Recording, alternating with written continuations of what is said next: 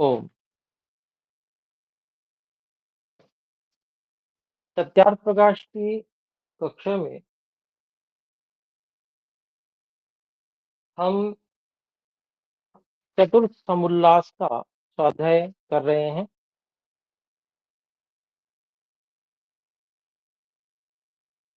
और इसमें पाखंडियों के लक्षण में हमने दो पैराग्राफ पढ़े हैं।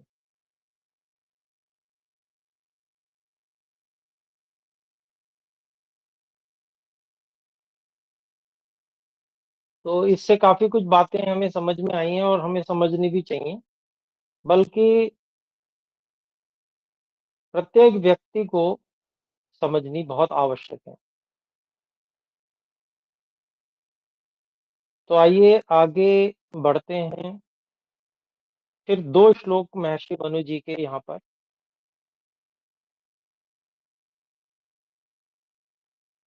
महर्षि स्वामी दयानंद जी ने लिए हैं।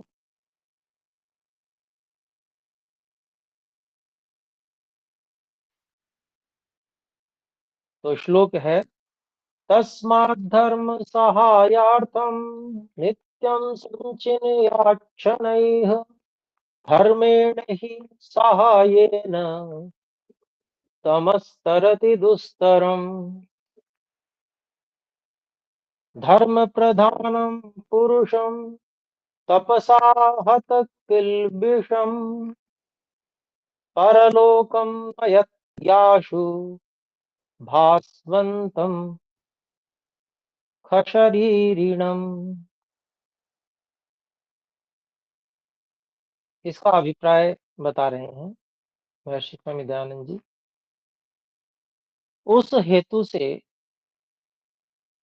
परलोक अर्थात पर जन्म में सुख और जन्म के सहायतार्थ नित्य धर्म का संचय धीरे धीरे करता जाए।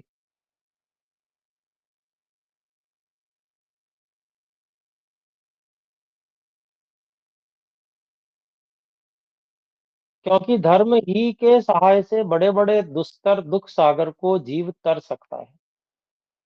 तो पीछे जो श्लोक था, अंतिम श्लोक था पांचवा, उसमें ये बात कही गई थी कि कोई किसी का संबंधी मर जावे तो मिट्टी के समान उसको भूमि पर छोड़ दिया जाता है। सभी लोग पीठ देकर बंधु वर्ग भी जो है विमुख हो जाते हैं। अर्थात वो शरीर जो है, उससे जो मुख्य तत्व आत्मा निकल गया तो फिर उसका कोई मूल्य नहीं रह जाता।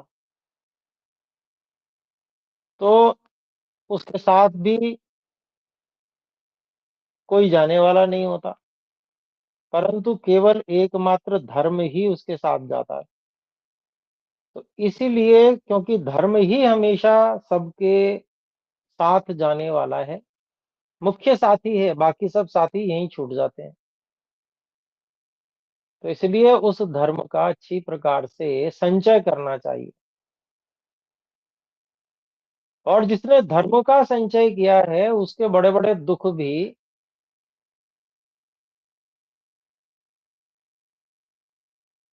धर्म की सहायता से ही पार हो जाते हैं। दुखों को व्यक्ति पार कर सकता है यदि उसने धर्म का संचय कर रखा है तो धर्म का संचय वही कर सकता है जो सच्चा आस्तिक हो वास्तव में।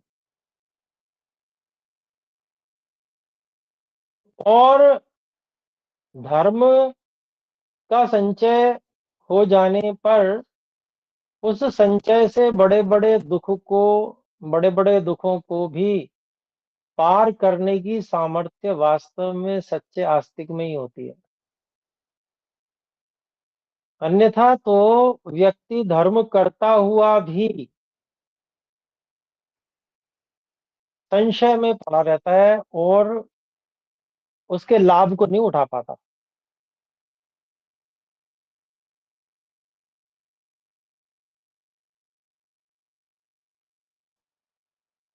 तो एक जो दृढ़ विश्वास परमात्मा के प्रति होता है, धर्म के प्रति होता है, वो जो दृढ़ विश्वास है, उस विश्वास को अर्जित करना बहुत आवश्यक है।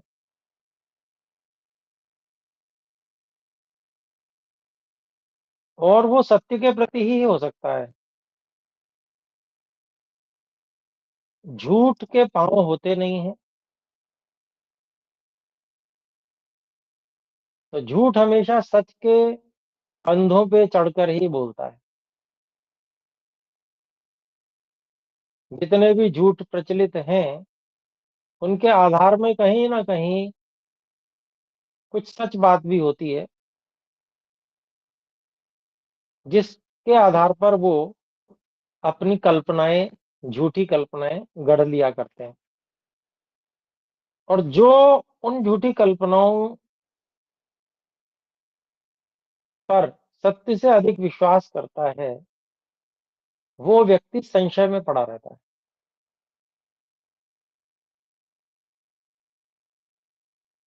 और जब बड़े बड़े दुख आते हैं तो उसकी आस्था टूट जाती है,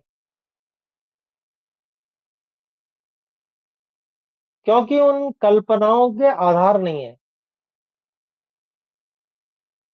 इसलिए आस्था टूट जाती है। और जब आस्था टूट जाती है तो कमाया हुआ धर्म काम नहीं आ पाता। दुख से दुखी होता है व्यक्ति, धैर्य नहीं रख पाता।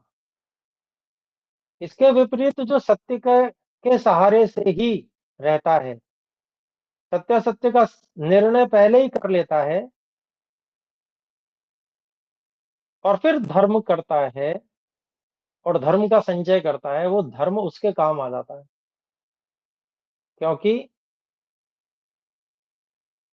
उसकी आस्था को कोई हिला नहीं सकता, उसकी श्रद्धा को कोई मिटा नहीं सकता, कोई संशय उत्पन्न नहीं हो सकता उसमें,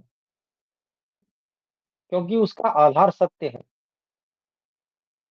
और जब आस्था नहीं हिलती तो वह धैर्य पूर्ण ढंग से सब दुखों को पार कर लेता है।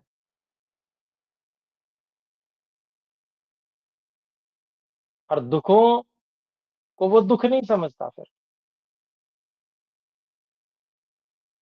दुख होते हुए भी उन कष्टों को वो पार करने में समर्थ हो जाता है।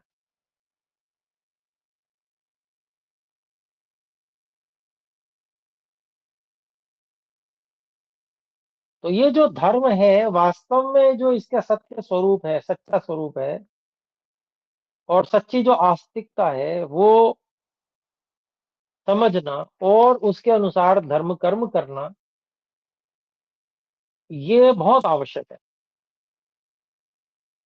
फिर आगे कहते हैं, किंतु जो पुरुष धर्म ही को प्रधान समझता, जिसका धर्म के अनुष्ठान से कर्तव्य पाप दूर हो गया,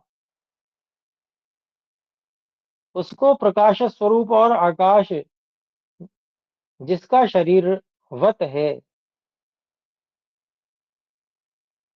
उस परलोक अर्थात परम दर्शनीय परमात्मा को धर्म ही शीघ्र प्राप्त कराता है।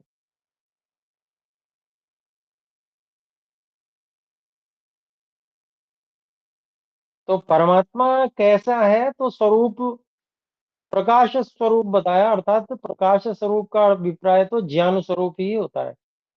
और अधिक स्पष्ट करने के लिए, आकाश जिसका शरीर है, जैसे आकाश ही उसका शरीर है परमात्मा का। तो आकाश दृश्य है या अदृश्य? तो उत्तर मिलेगा अदृश्य। आकाश दिखता नहीं है।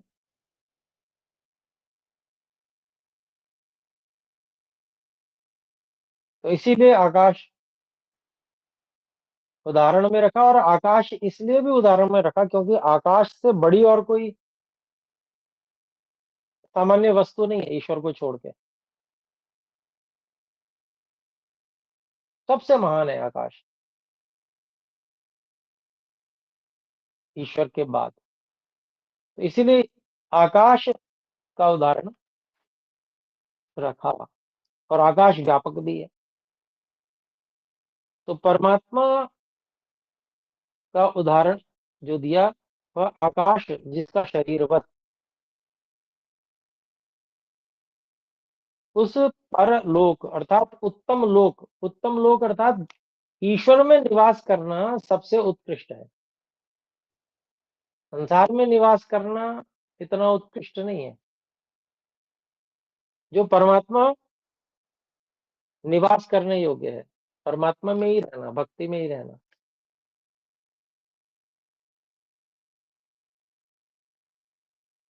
तो ऐसा जो कमाया हुआ धर्म है, वह धर्म व्यक्ति को ऐसे परमात्मा, परम दर्शनीय ईश्वर को कहा, अर्थात दर्शनीय का मतलब समझने योग्य है, यहाँ चक्षु से देखने योग्य नहीं है।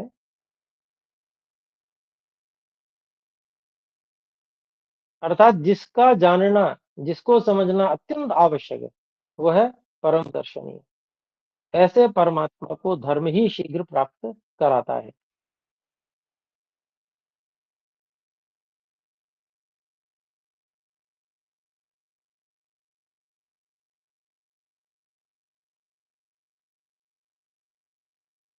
तो इसलिए ये धर्म का निश्चय होना बड़ा आवश्यक है पहले, और फिर धर्म करते जाना बिना किसी संशय के।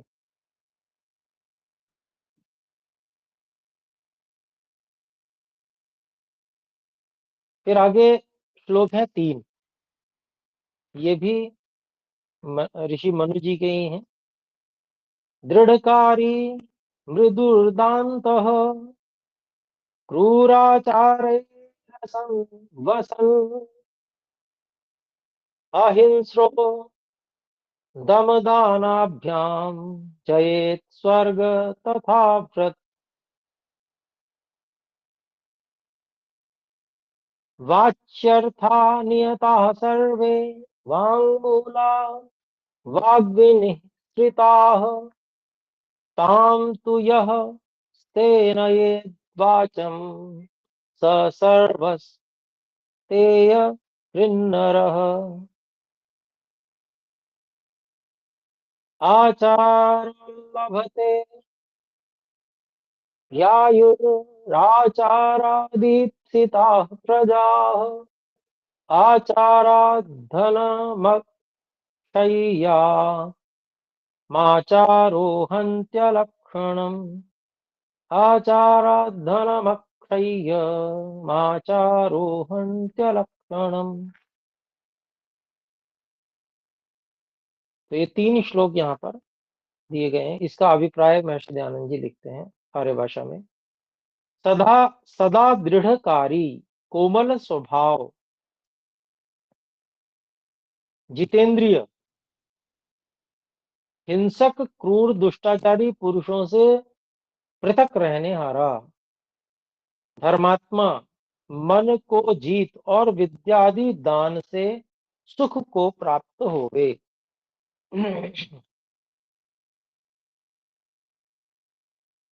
तो ये पहले श्लोक में कहा। फिर दूसरे में, परंतु यह भी ध्यान में रखें कि जिस वाणी में सब अर्थ अर्थात व्यवहार निश्चित होते हैं, वह वाणी ही उनका मूल, और वाणी ही से सब व्यवहार सिद्ध होते हैं। उस वाणी को जो चोरता अर्थात मिथ्या भाषण करता है, वह सब चोरी आदि पापों का करने वाला है। तो वाणी का बहुत ध्यान रखने के लिए यहाँ पर कहा गया है। वाणी की चोरी मतलब वाणी से झूठ बोलना, वो वाणी की चोरी है। फिर आगे कहते हैं, इसलिए मिथ्या भाषण आदि रूप अधर्म को छोड़ जो धर्माचार अर्थात ब्रह्मचर्य, जितेंद्रियता से पूर्ण आयु और धर्माचार से उत्तम प्रजा तथा अक्षय धन को प्राप्त होता है, तथा धर्माचार में वर्त कर दुष्ट लक्षणों का नाश करता है, उसके आचरण को सदा किया करें।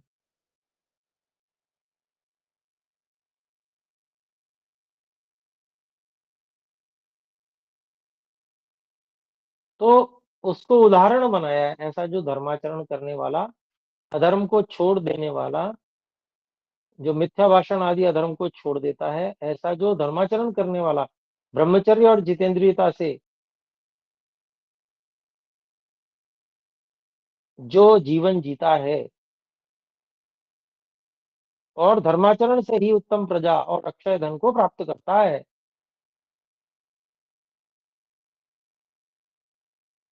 और धर्माचरण का निरंतर व्यवहार करके अपने अंदर के जो दुष्ट गुण हैं उनको पराजित कर देता है, उनको नष्ट कर देता है। तो ऐसा आचरण जिसमें हो उसी का अनुसरण करना चाहिए, उसके आचरण को देख के ही आचरण करें।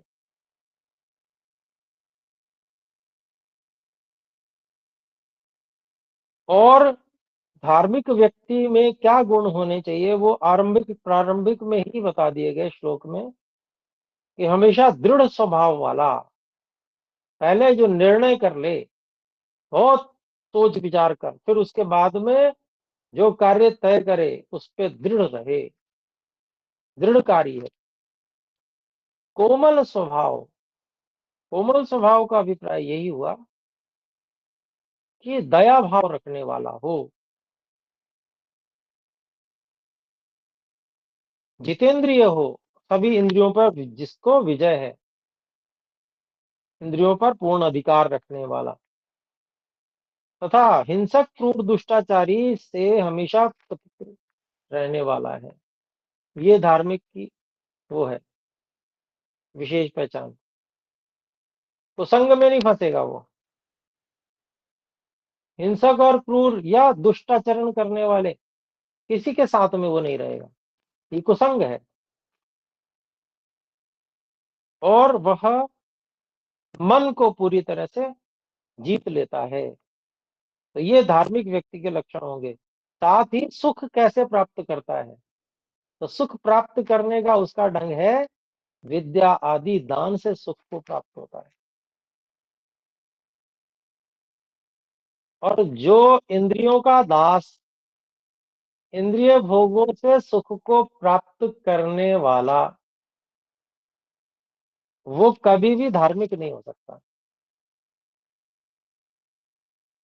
दिखावे का धार्मिक हो जाएगा पर अंदर से वास्तव में वो धार्मिक नहीं हो सकता। जो इंद्रियों का दास है वो वास्तव में सच्चाई में धार्मिक कभी नहीं हो सकता,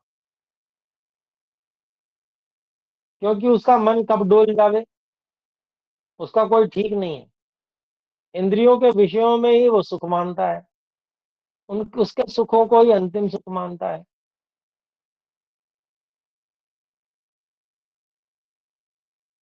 तो ऐसा व्यक्ति धार्मिक कैसे हो जाएगा?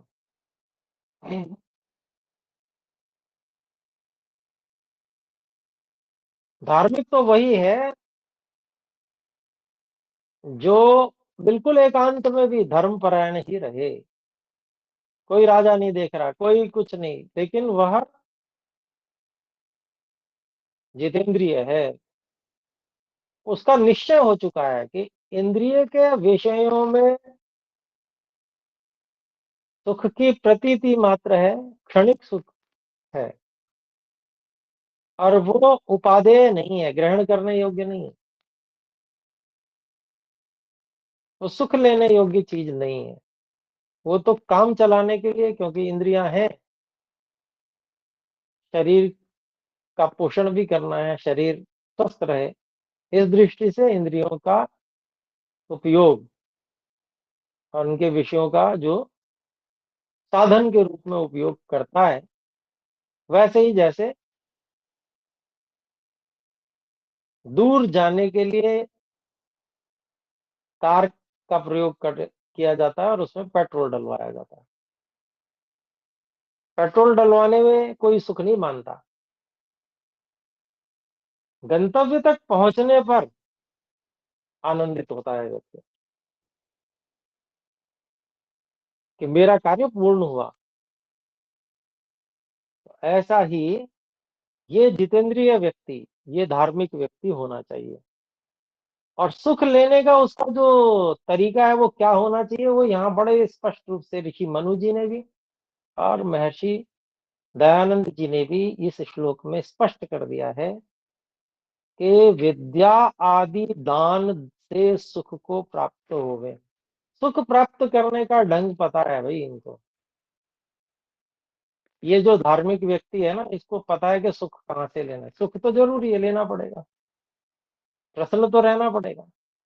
तो विद्या का दान करके सुखी रहेगा, आनंदित रहेगा, और दूसरों का सहयोग सहायता करके आनंदित होगा।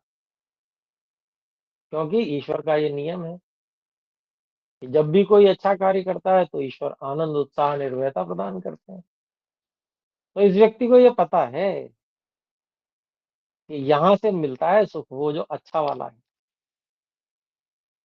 जिसमें कोई दुख सम्मिलित नहीं है, वो ईश्वर की ओर से मिलता है। जो ईश्वर की ओर से मिलता है वो ऐसा नहीं होता कि जैसे इंद्रिय भोगों वाला सुख है। वो इंद्रियों वाला सुख खाली कहने के लिए सुख है, वास्तव में वो तो दुख रूप ही है। वो जितना कम से कम हो सके, जितना आवश्यक है उतना लेना, उतनी आवश्यकता की पूर्ति करते रहो बस उससे, जिससे शरीर को शक्ति मिलती रहे, तो शरीर साथ देता रहे, कार्य करता रहे। तो ये जो धार्मिक का लक्षण लक्षण है, और धार्मिक में क्या क्या चीजें होनी चाहिए यहाँ पर बड़े स्पष्ट रूप से बताई गई हैं। और ये सब बातें पहले बचपन से ही सिखा दी जाती थी, बहुत बचपन से। माता पिता स्वयं भी ऐसे ही होते थे, उनको भी ऐसे ही सिखाया हुआ होता था, पीढ़ी दर पीढ़ी, लाखों नहीं करोड़ों वर्षों तक ये परंपरा चलती रही। और जो भारत था वो ऐसे ही जितेंद्रिय लोगों का देश था। जहां देखते हैं, चाहे वो राजा अश्वपति हो, चाहे वो महाराजा दशरथ हो, रामायण में देख लें, वहां भी यही वर्णन है। महाराजा दशरथ ने जो राज्य का निर्माण किया, वहां व्यवस्था बनाई, वहां पर एक भी व्यक्ति ऐसा नहीं था जो जितेंद्रिय ना हो, एक भी व्यक्ति अनपढ़ नहीं था। तो ऐसा जो है भारत अपना था, जहां पर इस प्रकार से परंपरा उत्तम चलती थी, जिसके कारण से हर व्यक्ति को ये पता था कि ऐसा रहना है। और वास्तविकता सच्चाई ये है, सुख कहाँ है वो पता था। वैश्य स्तर का व्यक्ति भी, बहुत धन होता था उसके पास में, लेकिन वो कोई बहुत सूटेड बूटेड रहता हो या बहुत अपने वस्त्रों पे खर्च करता हो, ऐसी बात नहीं है। वो पहनता वही धोती कुर्ता ही था, लेकिन उस धन का उपयोग कैसे करता था? वो धार्मिक था। वो उससे जन कल्याण के लिए कार्य करता था। मार्ग बनवा देना, कुएं खुदवा देना, इस प्रकार के कार्य, प्याऊ लगवा देना, इस प्रकार के कार्यों से वो आनंद लेता था। सेवा के कार्य, जिससे कि सारे के सारे सब लोग लाभान्वित हों। इस प्रकार की जो प्रवृत्तियां थी वो भारत में थी। और आज जो है प्रवृत्तियां बिल्कुल उल्टी हो गई हैं। व्यक्ति धार्मिक रहा नहीं, धार्मिक कहने से पहले आस्तिक नहीं रहा, ये कहना चाहिए।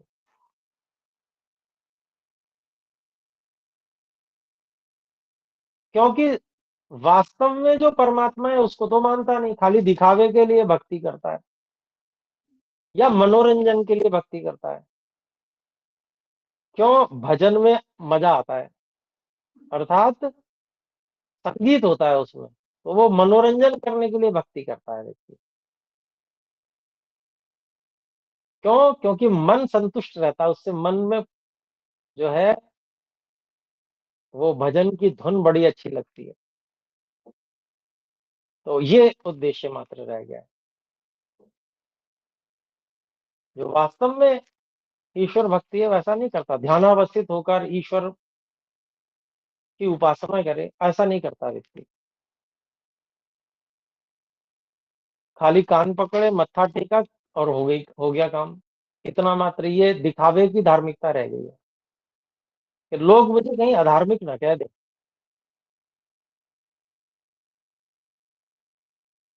और फिर क्या करता है, वो अपने ऊपर ही अधिक खर्च करता है, जितना भी धन है वो सब अपने ऊपर खर्च करेगा।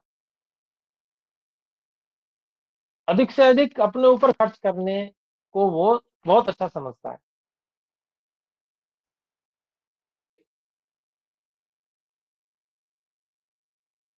तो ये जो आजकल की जो प्रवृत्ति है, ये धार्मिक प्रवृत्ति नहीं है, अधार्मिक प्रवृत्ति है।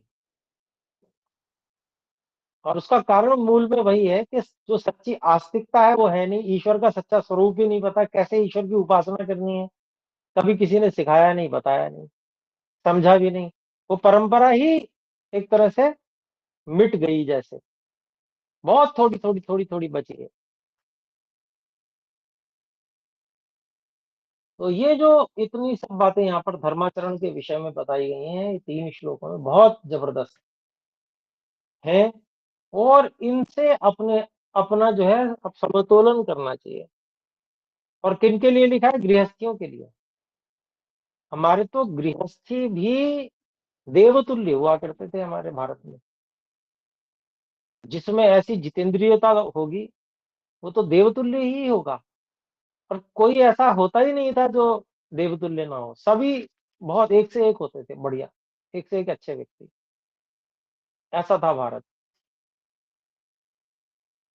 तो फिर से यदि करना है तो स्वयं से ही आरंभ करना होगा। उत्तम आचरण से अन्यों को आकर्षण हो, ऐसा करना होगा। हमारे से व्यवहार में, आचरण में जो भी व्यक्ति आए वो प्रभावित हो। हम भले ही बहुत सूट बूट न भी पहने, हम सामान्य वस्त्र इत्यादि उपयोग करें, लेकिन हमारे आनंद का स्तर, हमारी प्रसन्नता का स्तर वो सामान्य से बहुत ऊंचा होना चाहिए। और वो तभी हो सकता है जब हम संतुष्ट होंगे। क्योंकि संतोष का जो मूल्य है, उसके सामने संसार का जो चक्रवर्ती साम्राज्य है, उसका सुख भी 16वां भाग बताया गया।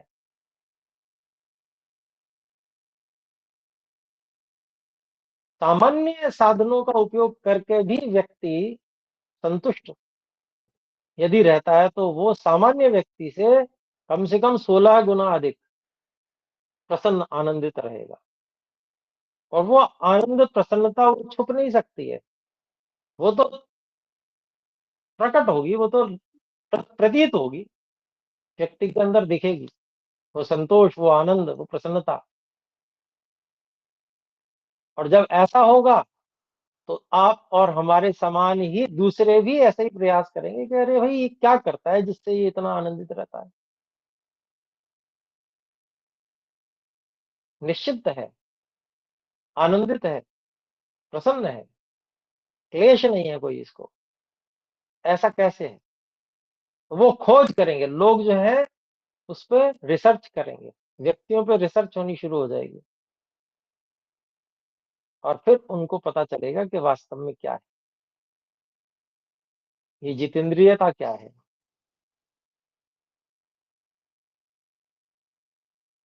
और ये कैसे होती है।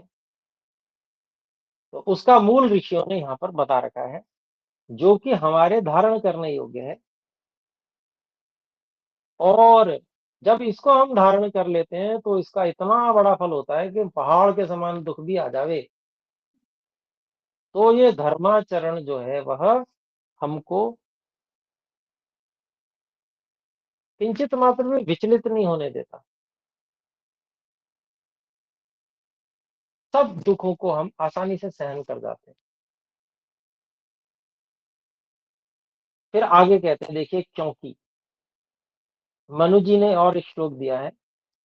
दुराचारो हि पुरुषो लोके भवति निंदितः दुख भागी च सततम व्याधितोल्पायुरेव च। तो कहते हैं कि जो दुष्टाचारी पुरुष है वह संसार में सज्जनों के मध्य में निंदा को प्राप्त, दुख भागी और निरंतर व्याधि युक्त होकर अल्पायु का भी भोगने हारा होता है। तो देखिए कैसे सावधान कर रहे हैं, देखिए। और सबसे बड़ी बात ये समझने की है कि आज इतना भ्रष्टाचार है। हर प्राय अधिकांश आपको दूसरे तीसरे व्यक्ति, हर दूसरा व्यक्ति कुछ ना कुछ ऐसा भ्रष्ट आचार आचरण वाला, इंद्रिय को जिसने नहीं जीता इस प्रकार का मिल जाएगा। उसके बाद भी समाज में जो दुष्टाचार जिसका प्रकट हो जाता है, उसकी आज भी बहुत अधिक निंदा होती है।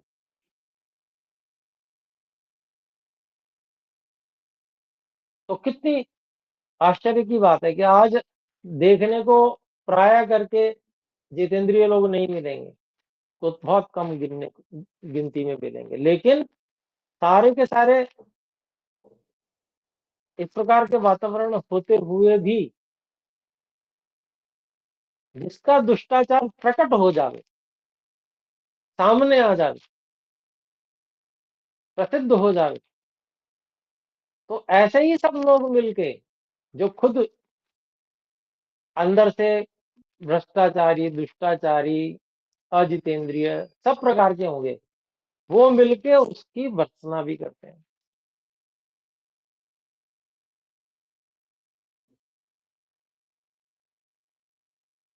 तो ये जो स्थिति है, ये इस बात को संकेत करती है कि ये परंपरा वास्तव में ऐसी ही रहती है हमेशा, कि जो दुष्टाचारी है वह हमेशा सज्जनों के मध्य में निंदा को प्राप्त तो रहेगा ही रहेगा। अब वो सज्जन कितने हैं ये नहीं पता, लेकिन जितने भी हैं लोग सज्जनों के साथ मिलके उन सबकी बाकी की भी गिनती सज्जनों में ही हो जाती है। और वो व्यक्ति बेचारा, बेचारा क्या कहा जाए, वातावरण का मारा, जिसको प्रशिक्षण ठीक मिल ही नहीं पाया और उसका दुष्टाचार पकड़ में आ गया, वो निंदा को प्राप्त हो रहा है। इसका अभिप्राय ये नहीं है बिल्कुल भी कि किसी के दुष्टाचार का समर्थन किया जा रहा है, ऐसा ना समझ लिया जाए, बल्कि ऐसा समझा जाए कि जो सज्जनता कम हो गई है उस सज्जनता को बढ़ाया जाना चाहिए हम लोगों के बीच में, वो जितेंद्रियता बढ़ाई जानी चाहिए, ये उसको कहने का अभिप्राय है। और उससे क्या होता है, दुखभागी होता है, निरंतर व्याधि युक्त होता है, अल्पायु का भोगने हारा होता है। तो देखिए परिणाम तो ये सारे मिल रहे हैं। किसी का दुष्टाचार सामने प्रकट नहीं हो रहा, वो तो कोई बात नहीं, बच गया पकड़े जाने से। लेकिन इससे कैसे बचेगा कि निरंतर व्याधि युक्त रहेगा? इससे कैसे बचेगा कि वो अल्पायु हो जाएगा, जल्दी मर जाएगा? इससे कैसे बच जाएगा? ये तो होगा ही होगा, और ये हो रहा है। तो इसलिए ये लक्षण तो स्पष्ट प्रकट हो रहे हैं जो ऋषियों ने बताए हैं, कि दुखभागी होगा, तनावग्रस्त होगा, परेशान रहेगा, ऐसे ही देखने में आ रहा है व्यक्ति, अधार्मिक है इसलिए। व्याधि युक्त हो रहे हैं अधिकांश लोग, इस बात का प्रमाण है कि अधार्मिक है लोग। अल्पायु हो रहे हैं, ये भी इस बात का प्रमाण है कि लोग अधार्मिक हो रहे हैं। और जब जो सच्चे धार्मिक, सच्चे आस्तिक लोग होने लग पड़ेंगे, तो दुख कहीं कहीं दिखेगा, रोग कहीं कहीं दिखेगा। अभी तो व्यापक जैसा हो रहा है रोग।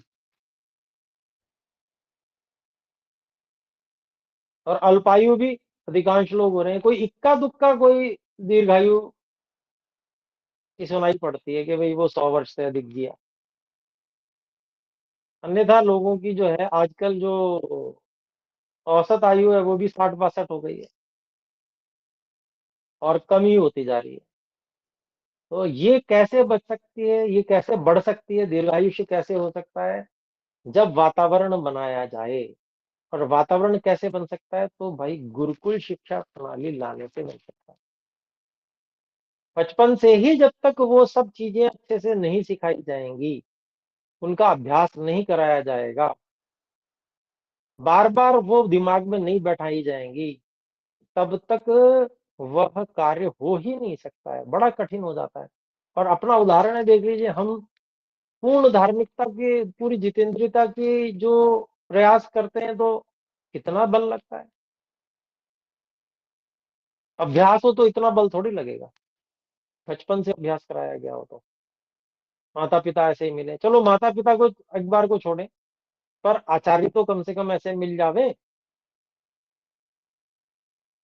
तो आचार्य अगर यदि मिल जाए, गुरुकुल शिक्षा प्रणाली निर्विकल्प रूप से पूरे भारत में लागू हो जाए, और वहां तप इत्यादि सब हो, और प्रेरणा इस प्रकार की मिले, अभ्यास कराया जाए निरंतर, तो निश्चित रूप से ये सरल हो जाएगा। जितेंद्रिय रहना सरल हो जाएगा, स्वाभाविक, स्वाभाविकता हो जाएगी, स्वभाव से लोग जितेंद्रिय रहा करेंगे।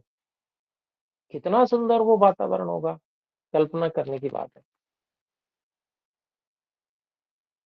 जितने प्रकार की सुख सुविधाएं आज है ना, उन ये सब उसके सामने शून्य है, बेकार है उसके सामने। जो जितेंद्रिय और स्वस्थ व्यक्ति, जिसके शरीर में सामर्थ्य है, जो सभी प्रकार के जितने भी मौसम होते हैं उन सबको सहन करने में सक्षम है, ऐसा जो व्यक्ति है, ऐसा जो शरीर है, ऐसा जो मन है दृढ़, ऐसा जो मस्तिष्क बुद्धि है, ये प्राप्त हो जाए, तो उसके सामने जितनी सुविधाएं साधन है, जितना धन वैभव, ये सब बेकार है। वास्तविकता यही है। लेकिन इस बात को समझें, तो बच्चों को वो देने का प्रयास करें, उस स्तर का तप कराएं। हम बच्चों को वो करवाना ही नहीं चाहते। हम कहते हैं जी गुरुकुल गया था, गुरुकुल में तो ये सुविधा नहीं है, गुरुकुल में तो वो सुविधा नहीं है। सुविधा देने के लिए भेजा था, तो फिर तो घर ही में रख लो भाई, घर में सुविधाएं बहुत है। गुरुकुल में तो तप होता है, और तब से तपस्वी बनकर राम जैसे, श्री कृष्ण जैसे व्यक्ति तैयार होते हैं।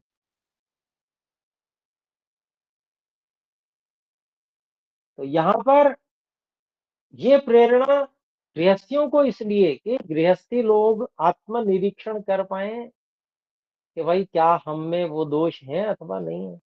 अगर हैं तो ये हम में कैसे ठीक हो सकते हैं। आत्मनिरीक्षण करेंगे तो पता चलेगा भाई दोष तो हैं।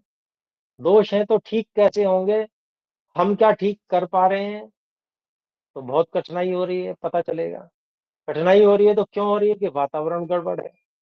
अच्छा, वातावरण गड़बड़ है तो क्या करें? इसको सुधारना पड़ेगा। और व्यवस्था बचपन से मिले तो उसका अभ्यास होगा, यही तो निर्णय आता है अंत में। पर ये निर्णय आएगा तब, जब व्यक्ति चिंतन करेगा, विचार करेगा, स्वाध्याय करेगा ऋषियों की बात, और फिर आत्मनिरीक्षण करेगा। तो यहाँ पर वही सब विषय प्रस्तुत किया है सत्यार्थ प्रकाश में महर्षि जी ने, कि दुष्टाचारी पुरुष की स्थिति क्या है। चलो निंदा संसार में प्राप्त नहीं हो रही, लेकिन अगर हम रोगी हैं, व्याधि युक्त रह रहे हैं, बार बार व्याधियों में फंस रहे हैं, मौसम बदलता है, छींक छाक चालू हो जाती है, जुकाम हो जाता है, पेट ठीक नहीं रहता, तो व्यक्ति अल्पायु होगा। तो अगर ऐसी स्थिति है तो अपने को आत्मनिरीक्षण हो जाना चाहिए कि भाई अभी हमारे अंदर बहुत कमी है। हम बहुत अधिक दुष्टाचार ना भी करते हो, लेकिन हम धार्मिक तो नहीं कहे जाएंगे कम से कम। ये सब धार्मिक के लक्षण नहीं। धार्मिक तो पूर्ण स्वस्थ रहेगा भाई। तो ऐसा कैसे हो कि भाई ठीक है, अब जो कुछ हुआ सो हुआ, अब अपने आप को धार्मिकता में चलाएंगे, विद्या आदि दान करके सुख को प्राप्त करेंगे, विषय भोगों में सुख को प्राप्त करने की बात नहीं सोचेंगे। जब ऐसी निर्णय पे पहुंच के व्यक्ति फिर तत्पर होता है साधना के लिए जीवन में, और एक संतोष का फिर अनुभव होने लगता है, धीरे धीरे वो स्वस्थ भी होने लगता है, शरीर लाइन पे आने लगता है, और फिर वो गुरुकुल शिक्षा प्रणाली लाने के लिए और जोर लगाता है, सब लोगों को समझाने के लिए प्रयत्न करता है, और गुरुकुल क्रांति संगठन में जुड़कर कार्य कर सकते हैं। ये अवसर है। तो ऋषि भी वही कह रहे हैं, और हम लोग जो कर रहे हैं उसमें भी वही कार्य है, अपने सब लोगों को मिलकर वही कार्य करना चाहिए। एक वातावरण बनाने का प्रयास, सब लोगों को समझाने का प्रयास कि वास्तव में जीवन तो ये है। इस जीवन को भारत में फिर से स्थापित करने के लिए अपने लोगों को बहुत प्रयास करना है, अपने जीवन के लिए भी और अन्यों को समझाने के लिए। तो समय हो चुका है, अभी हम विराम की ओर चलते हैं। इससे पहले हम में से कोई भाई बहन कोई बात कहना चाहें तो वे हाथ उठाकर अपनी बात रख सकते हैं।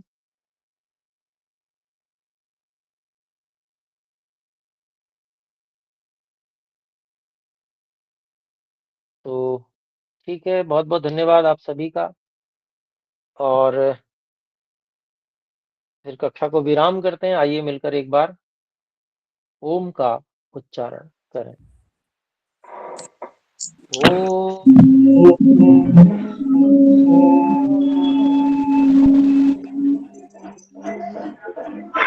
सर्वेभ्यो सभी नमः। को सादर नमस्ते। सादर नमस्ते।